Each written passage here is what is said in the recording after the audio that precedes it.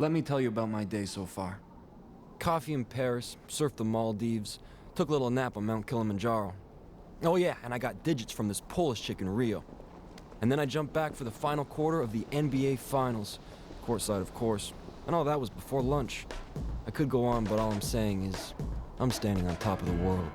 What I loved about Stephen Gould's novel is how contemporary and fresh an approach it was to the superhero genre.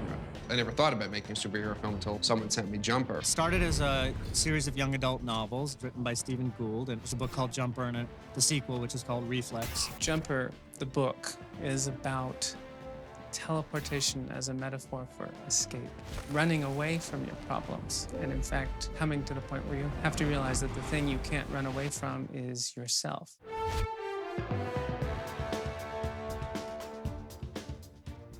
Jumper is to the superhero genre what Bourne is to the action genre, and that it's just a sort of reinventing of it. What we haven't really had yet is a movie about a superpower, a supernatural, a science fiction universe that is grounded and real and emotional and honest and human. I was absolutely working through my own issues when writing that book. Davy's father is an active alcoholic, abusive alcoholic.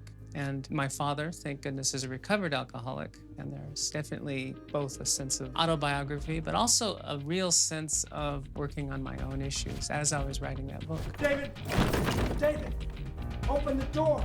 I loved the ability to use a superpower to explore really personal issues. Great. Teleport to the library. I never really thought of a movie when I was writing Jumper. At that point, I was just trying to get a book published. The script that I read from David Goyer was so fresh and obviously got me immediately interested in the movie. But when you take a book and turn it into a movie, I'm really someone who believes in throwing the whole thing out and reinventing it as a movie. And in this particular case, there was a villain in David Goyer's script. It dealt with terrorism, and it got a little bit conventional for my taste. When Doug came aboard, we decided to throttle it back a little bit and spread the story out, go slower in effect. Well, we really used the original novel by Stephen Gould as a springboard for the movie. And then we really leapt off from there.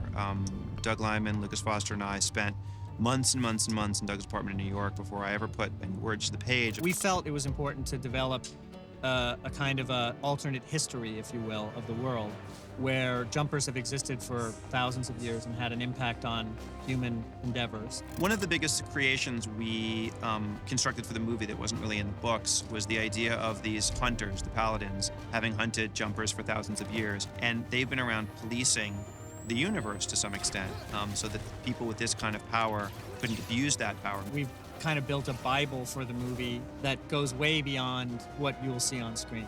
I mean, we figured out backstories and research and mythology that goes forward and backward in time, you know, several thousand years. That ultimately is the war that's in Jumper. Doug and Lucas Foster and Simon Kinberg have a very collaborative process before we even get to filming anything. And so while they're going through all of their, backstory and setting up the characters, they're including us in that process and seeking our input as well. They want, an actor to feel comfortable in his character. And so in order to do that, you have to be creating that character together. The ideas got so large that they really couldn't fit into, one or two movies.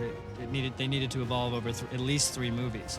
So we planned the story out over 3 movies, and then we sliced it up in such a way as to leave room for the other 2 movies. There are, a lot of really neat things that Simon and I plucked out and said, that could go in movie 2 and that could go in movie 3. And I'm not somebody who really thinks about sequels. I'm just trying to tell good stories. But I wanted to at least be cognizant that if a film becomes successful, the studio will want to churn out sequels.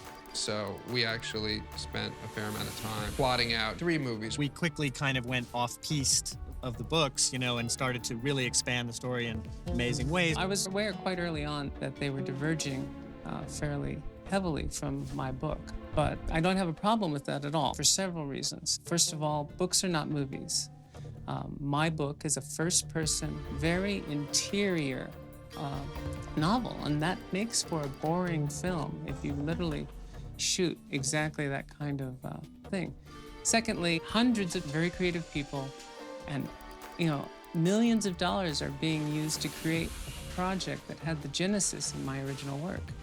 And that is just incredibly cool. Stephen Gould is a very flexible and creative guy, and he's been working to generate a prequel book that'll come out just before the films come out. Griffin actually isn't in the book. He doesn't appear in the book, so this is a totally brand new idea that they came up with for the film. Griffin is both the sidekick and the mentor to David's character. We needed somebody who was a part of the Jumper world who could impart some of that mythology to David. Who are these people? Paladins. Paladins kill jumpers. I kill paladins. Class dismissed. He sort of operates like the Han Solo character with Luke Skywalker and also the Obi-Wan Kenobi character. He is both the sort of rogue and he's also the teacher and the mentor. So how long you been doing this for? Doing what? Driving.